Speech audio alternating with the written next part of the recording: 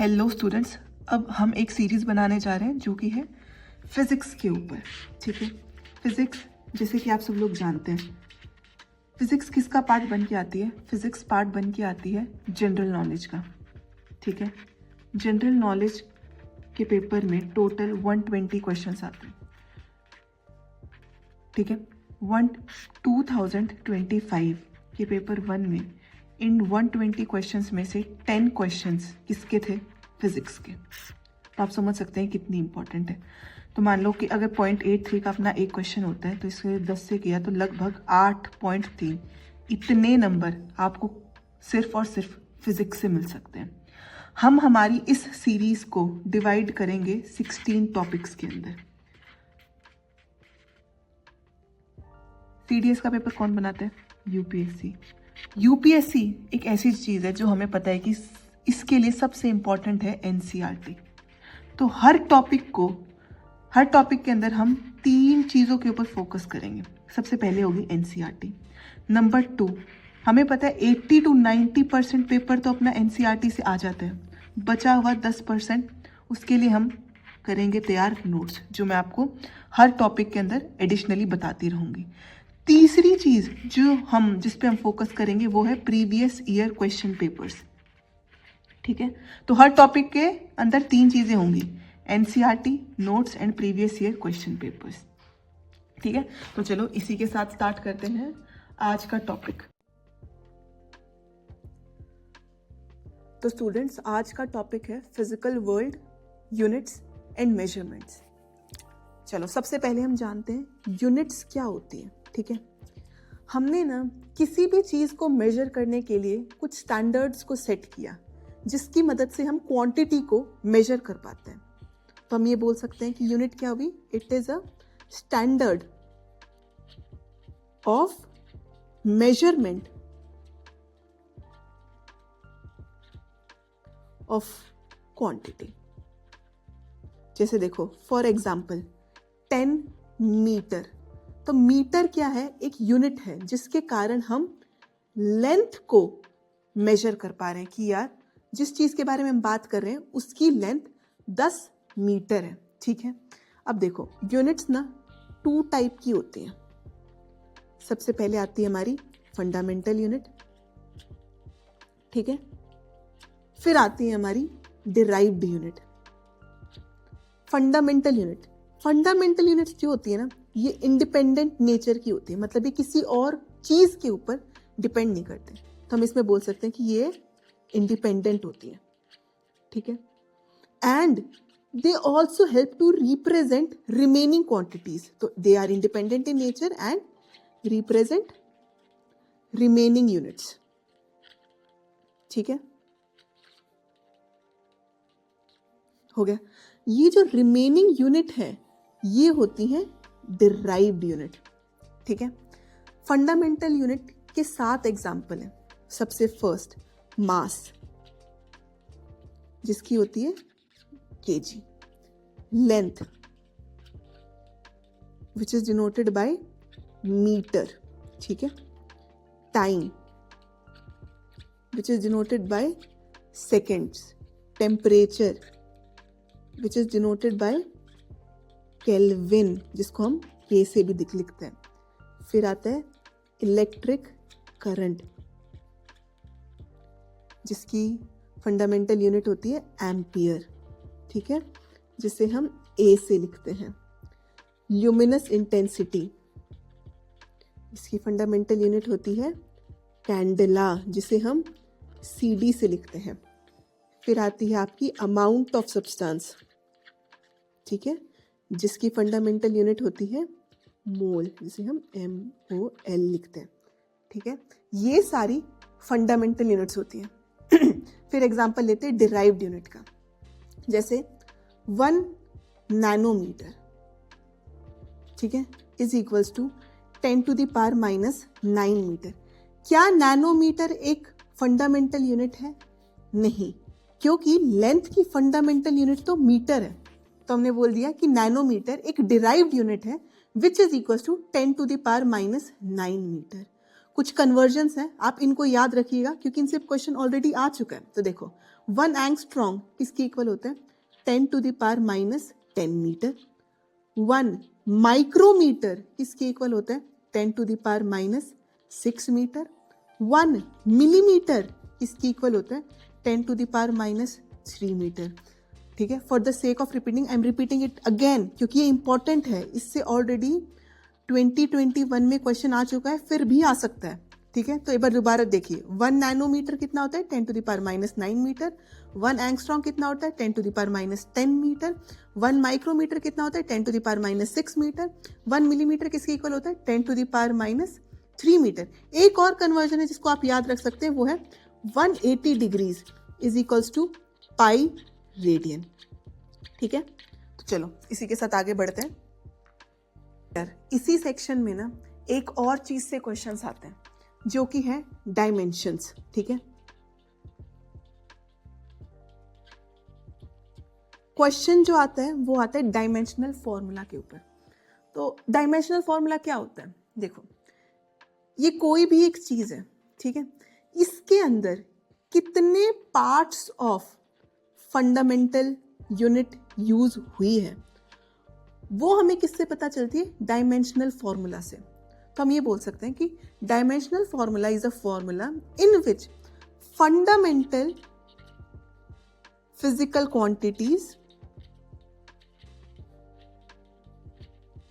ठीक है, of a quantity are expressed with their power. ठीक है,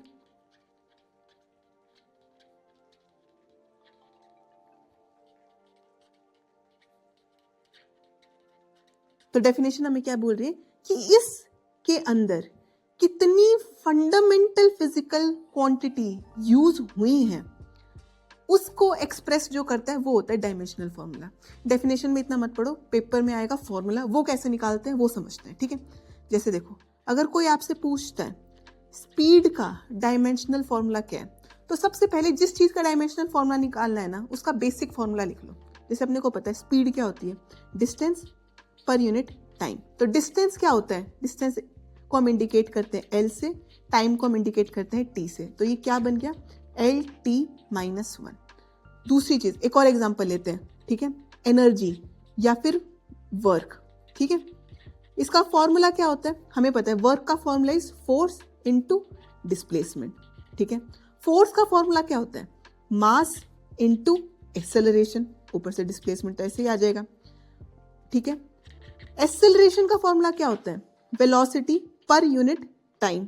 ठीक है, डिस्टेंस ऐसे के ऐसे, मास। वेलोसिटी का फॉर्मूला क्या होता है डिस्टेंस पर यूनिट टाइम। तो अब नीचे 2 टाइम हो गए और ऊपर 2 डिस्टेंस हो गए।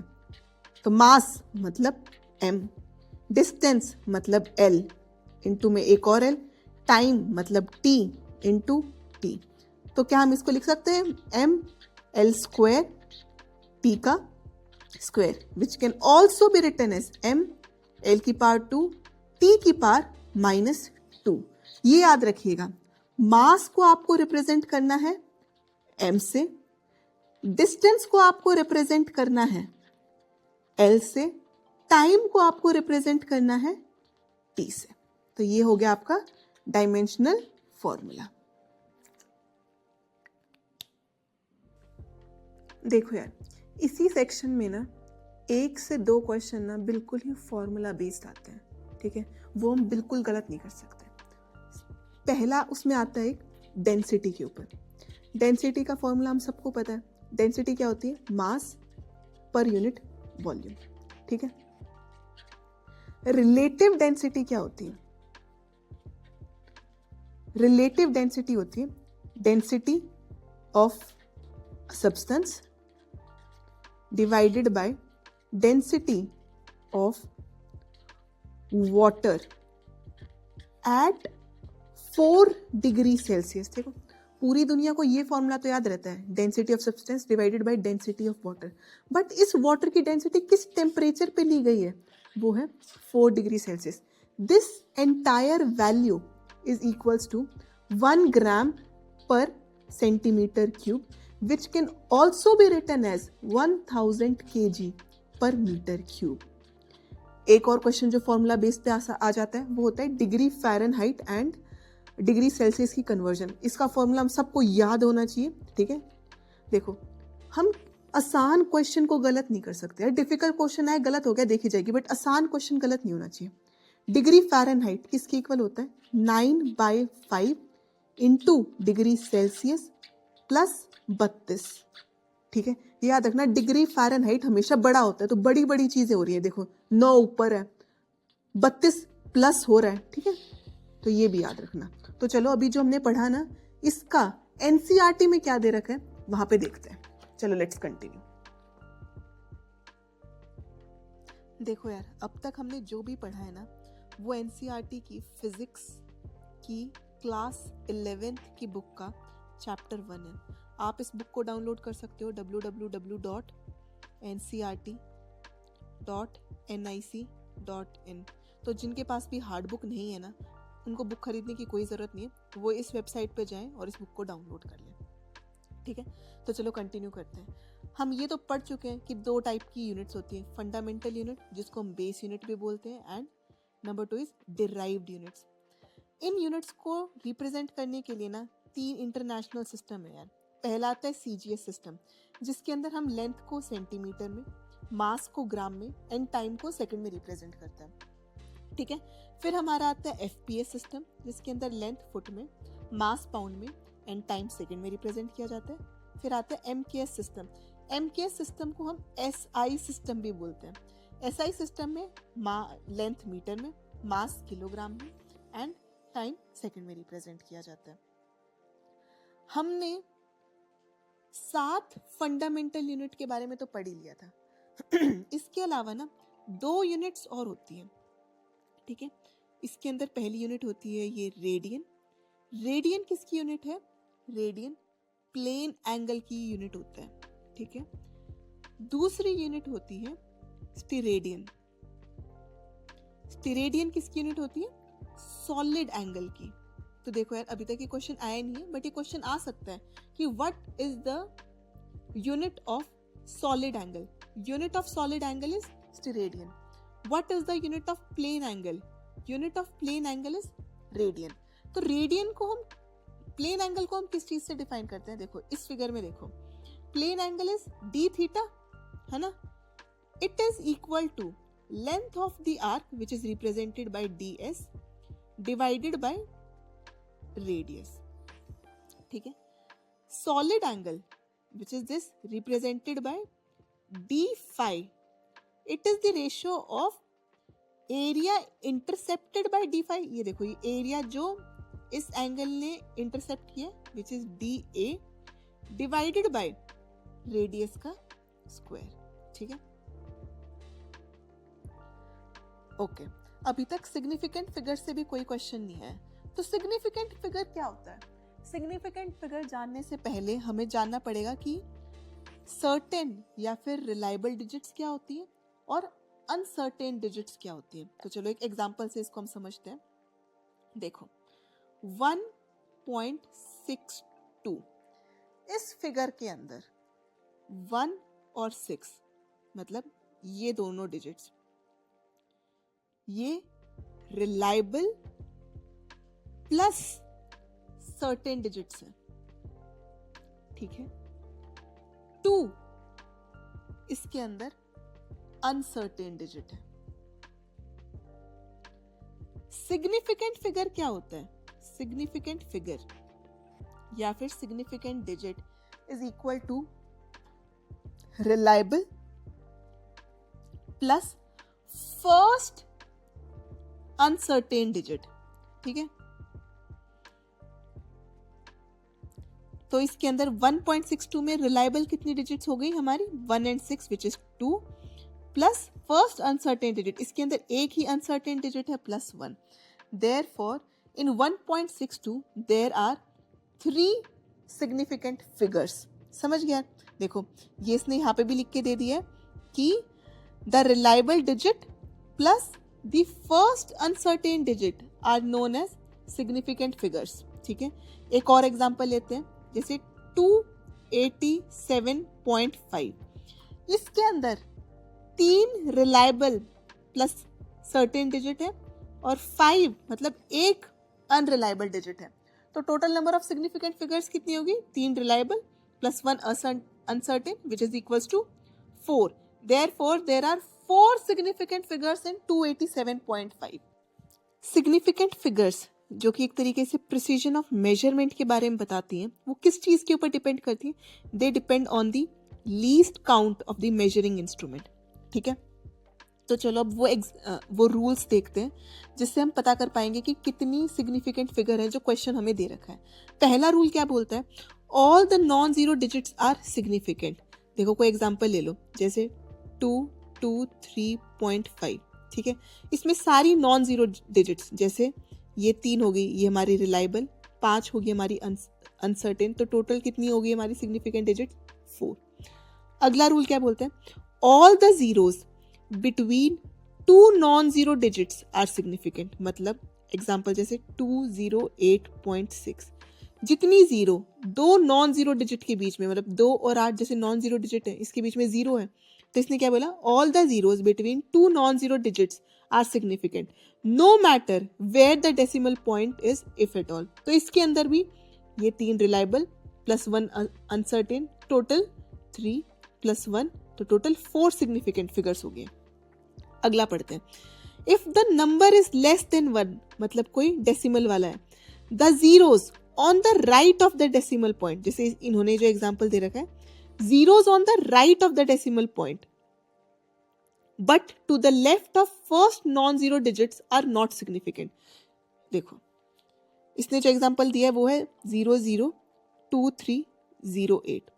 ये बोलता है zeros which are to the right of the decimal, मतलब इस डेसिमल के तो जो राइट पे है, but to the left of the first non zero digit, to first non zero digit है, इसके लेफ्ट पे डिजिट्स आर नॉट सिग्निफिकेंट। मतलब ये जो 2 जीरो हैं ये सिग्निफिकेंट नहीं है।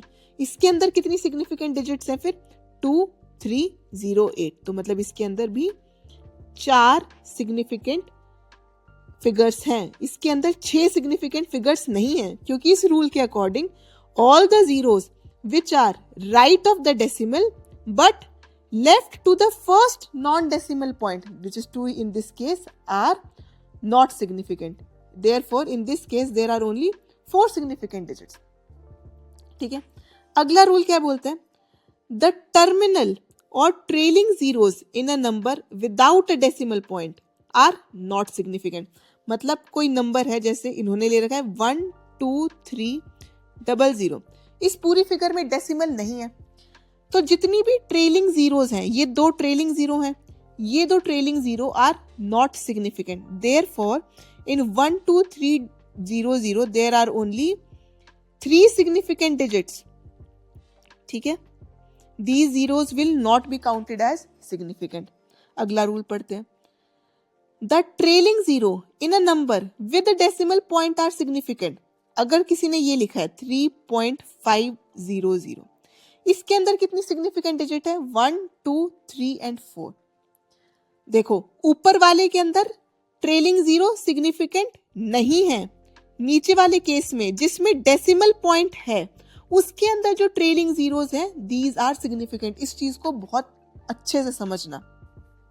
देखो यार, कई बार वो तुम्हें क्वेश्चन को a into 10 to the power b की फॉर्म में भी दे सकते हैं, इसको हम साइंटिफिक नोटेशन बोलते हैं। चलो इसमें पढ़ने से पहले हम समझते हैं कि ऑर्डर ऑफ मैग्नीट्यूड क्या होता है। ठीक है, अगर a की वैल्यू इसमें लेस देन इक्वल टू 5 है तो तुम उसे राउंड ऑफ करके 1 लिख सकते हो। ठीक है, अगर a 5 से 10 के बीच में है तो तुम उसको राउंड ऑफ करके 10 कर सकते हो।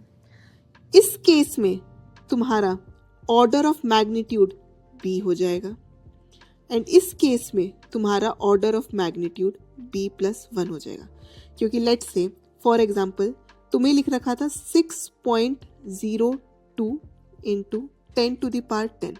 तुम्हें पता है this figure is more than 5, तो it can be round off to 10 into 10 to the power 10। which can also be written as 10 to the power 11. Therefore, order of magnitude in this case is 11. एक और example लेते हैं. Let's say example था 2.3 into 10 to the power 5. In this case तुमको पता है 2.3 को तुम राउंड ऑफ करके क्या लिखोगे 1 into 10 to the power 5. Therefore order of magnitude in this case is 5. ठीक है, समझ गए? तो अब देखो, अगर तुम्हें कोई भी चीज एग्जाम्पल दे रखा है 1.06 into 10 to the power minus 10 और तुमसे कोई पूछे कि इसके अंदर कितनी सिग्निफिकेंट फिगर्स हैं, तो जो तुम्हारा ऑर्डर ऑफ मैग्नीट्यूड वाली चीज है ना, इसको जो पावर में है इसे तो तुम भूल जाना. ये सारी नॉन सिग्निफिकेंट है.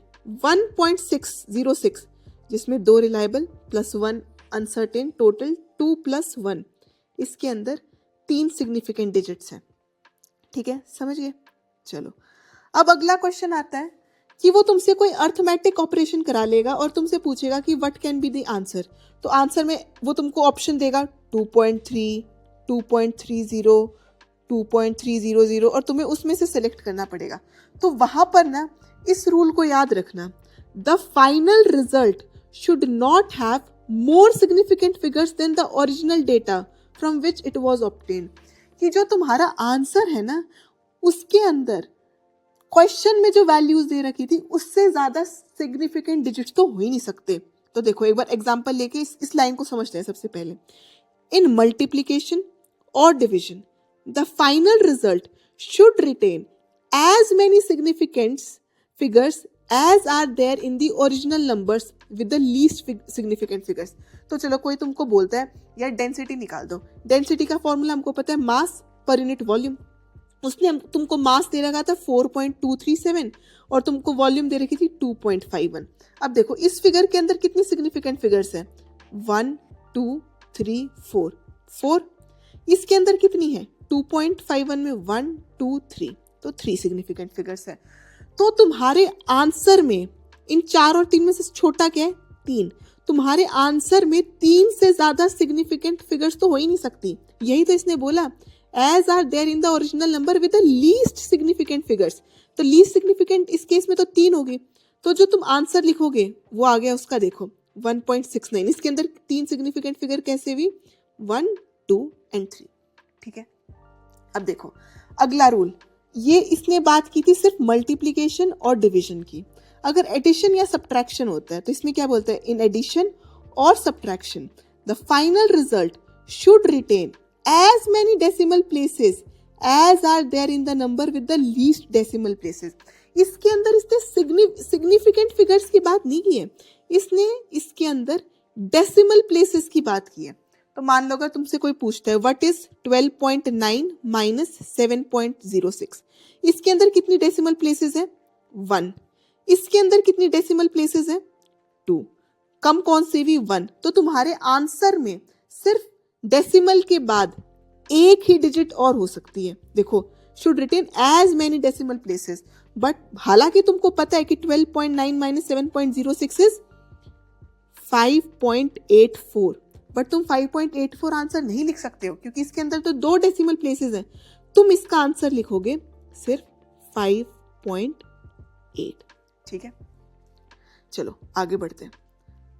अच्छा, अब आता है राउंडिंग ऑफ अनसर्टेन डिजिट. कि यार तुमने इसको 5.84 को 5.8 ही क्यों लिखा? तुमने इसको 5.9 क्यों नहीं लिखा? ठीक है, चलो अब इस चीज को समझते हैं कि ये कैसे होता है. देखो, अब इसके अंदर बोलता है the rule of convention is that the preceding digit is raised by 1 if the insignificant digit to be dropped is more than 5.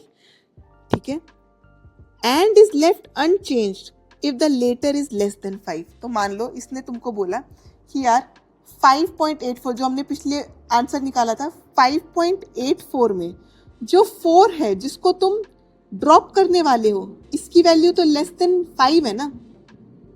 तो लेस देन 5 है तो इट इज जस्ट ड्रॉप्ड. तो मतलब तुम इसको लिखोगे 5.8. अगर इसी की जगह ये वैल्यू होती 5.89, this value is more than 5, है ना, तो the previous digit is raised by 1, मतलब आंसर क्या बन जाता तुम्हारा 5.9। इसलिए इस केस में हमने 5.84 को 5.8 लिखा, क्योंकि 4 5 से कम होता है, 4 इज लेस देन 5, इसलिए 5.8।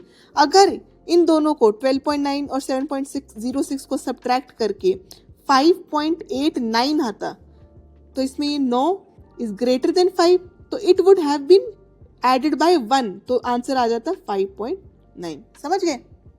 बट मान लो कि जो डिजिट है वो होती 5.85, तो क्या करते? तो तुम आंसर 5.8 लिखते या आंसर 5.9 लिखते? उसके लिए भी रूल है। इफ द प्रीवियस डिजिट, मतलब 5 से पहले वाली digit, if the previous digit is even, मतलब वो 2 है, 4 है, 0 है, 6 है, 8 है, तो 5 बस ड्रॉप हो जाएगा, मतलब 5.85 बन जाएगा 5.8। बट मान लो तुम्हारे पास होते 5.75, इस केस में 5 से प्रीवियस वाली डिजिट ऑड है, 7 ऑड होता है, तो जो तुम आंसर लिखोगे वो होगा 5.7 में 1 जोड़ के 8। तो इस केस में भी 5.75 will be rounded off to 5.8। ठीक है, तो देखो एक दो एग्जांपल्स और देखेंगे जिससे सारी चीजें ज्यादा क्लियर हो जाएंगी। इसने तुमसे पूछा है कि क्यूब का तुमको साइड दे रखा है और तुमसे सरफेस एरिया और वॉल्यूम पूछा है। सबसे पहले तुमको पता है सरफेस एरिया का फॉर्मूला क्या होता है, 6a², और वॉल्यूम का फॉर्मूला क्या होता है, a³। तो एक तरीके से इसमें जो रूल लगेगा वो मल्टीप्लीकेशन एंड डिवीजन वाला लगेगा। कितनी जो वैल्यू तुमको दे रखी है इसके अंदर कितनी सिग्निफिकेंट फिगर्स हैं, 4 सिग्निफिकेंट फिगर्स हैं, तो तुम्हारे आंसर में 4 से ज्यादा सिग्निफिकेंट फिगर्स तो हो ही नहीं सकती। तो बस फॉर्मूला लिखो 6a², इससे वैल्यू आती है 311.299,254। अब तुम तो आंसर में बस 4 सिग्निफिकेंट फिगर लिख सकते हो। तो देखो 5वीं फिगर को पकड़ना, 9, तुमको पता है 9 इज ग्रेटर देन 5, तो it would be rounded off to 311.3। ठीक है, अब देखो a³ ये लिखा, फिर से अपनी 5वीं डिजिट पकड़ो, 1 तुमको पता है इज लेस देन 5, तो it will be just dropped, answer would be 373.7। ठीक है, समझ गए? अब देखो फिर से एक और एग्जांपल लेते हैं। 5.74 तुमको दे रखा है मास, तुमको वॉल्यूम दे रखी है 1.2, इन दोनों में अब डेंसिटी निकालनी है। तुमको पता है density is equal to mass per unit volume, इसमें डिवीजन वाला फॉर्मूला लगेगा।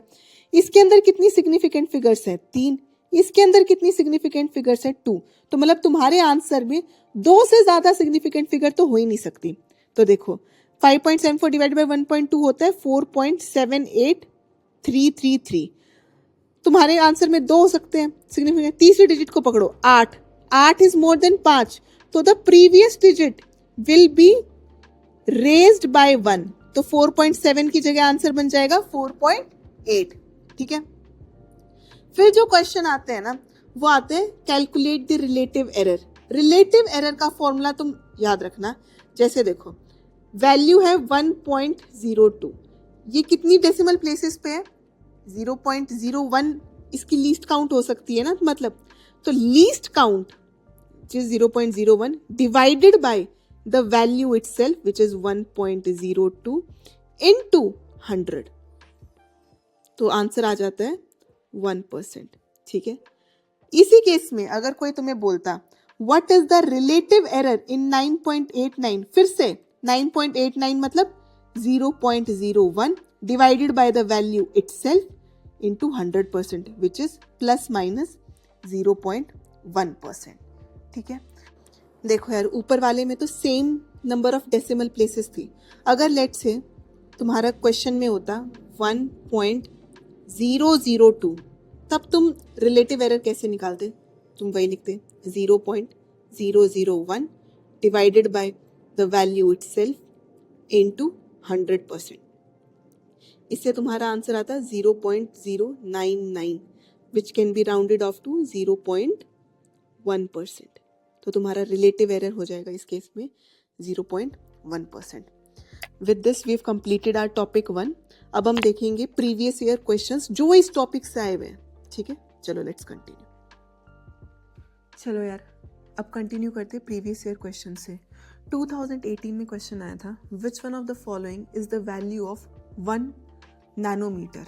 हमने पढ़ा है कि 1 नैनोमीटर किसके इक्वल होता है, 1 nanometre is equal to 10 to the power -9 metre.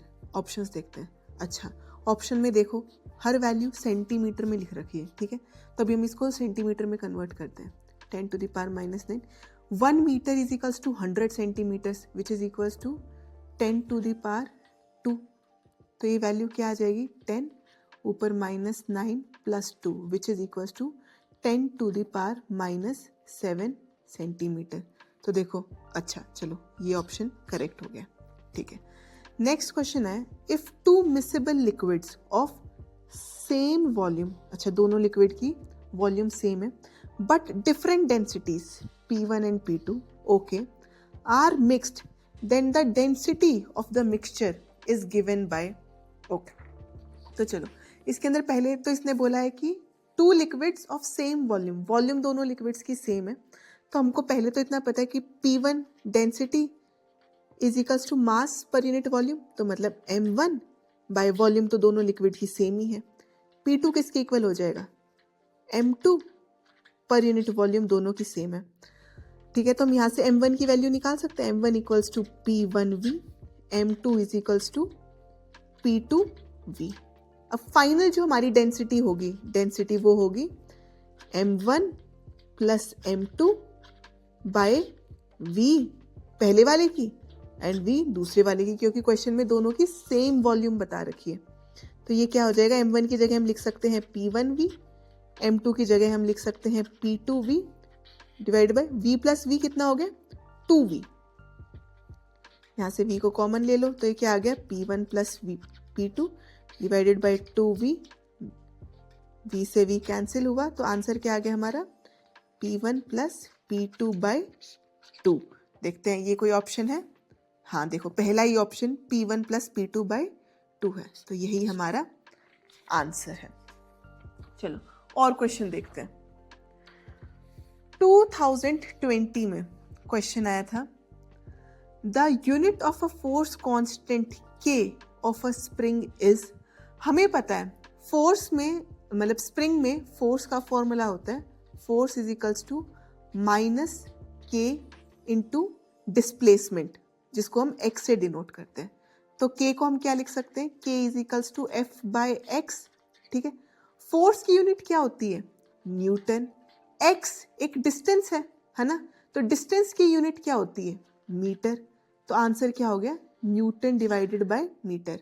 Newton into metre गलत है, न्यूटन डिवाइडेड बाय मीटर, हाँ ये सही है। आगे भी पढ़ लेते, newton metre square, no, newton per metre square, no. तो हमारा आंसर क्या हो गया, बी, ठीक है। 2021 में क्वेश्चन आया था, the size of a particles being studied in nano technology is about. Nano technology तो मतलब बात किसकी हो रही है, नैनोमीटर की, ठीक है। नैनोमीटर जो हमको याद है कितना होता है, 10 टू द पावर -9 मीटर। तो ये बोलता है 1 एंगस्ट्रॉन्ग से 10 नैनोमीटर, नो, 1 एंगस्ट्रॉन्ग तो हमको पता है बहुत छोटा होता है, 1 एंगस्ट्रॉन्ग तो 10 टू द पावर -10 मीटर के इक्वल होता है, तो ये नहीं आंसर। फिर है 1 to 100 नैनोमीटर, यस ये करेक्ट आंसर है, बट आगे के ऑप्शन भी पढ़ते हैं।